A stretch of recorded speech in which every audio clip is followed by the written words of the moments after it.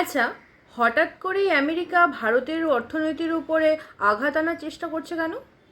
কারণটা কি? কারণ হলো ব্রিক্স। ব্রিক্স বলে একটা গ্রুপ আছে, যেটা হলো BRICS। এখানে কোন কোন দেশগুলো আছে? যেমন ধরো, বি ফর হচ্ছে গিয়ে Brazil, R for Russia, I for India, C for China, আর এস দিয়ে হচ্ছে সাউথ আফ্রিকা। এই কটা দেশ নিয়ে ব্রিক্স বলে একটা গ্রুপ আছে। ঠিক আছে? তো এই যে ব্রিক্স গ্রুপ কি করেছে, এই দেখো, আমরা জানি যে একটা দেশের সঙ্গে আরেকটা দেশের যদি ট্রেড রিলেশনস বা জিনিসপত্র কেনা বেচা করতে হয়, তাহলে আমাদের ডলার দিয়ে করতে হয়। ঠিক আছে? এই ডলার টাকার আমেরিকার, সেই জন্য আমেরিকার সারা বিশ্বে একটা মনোপলি চলে, তাদের দাদাগিরি চলে, যেহেতু তাদের ডলার দিয়ে সব কিছু কেনা বেচা করতে হয়।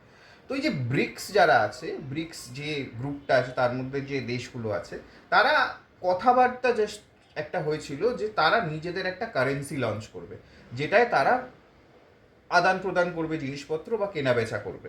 তো সেইটা নিয়ে আমেরিকা একটা রেগে ছিল, কিন্তু সেই জিনিসটা হয়নি। সেই জায়গায় ভারত এবং রাশিয়া কি করেছে, ডলারের জায়গায় তারা অন্য রকম, মানে রাশিয়াতে যে রুবেল চলে, রাশিয়ান কারেন্সি, সেইটা দিয়ে কেনা বেচা শুরু করেছে। সেটা হলো আমেরিকার একটা রাগ।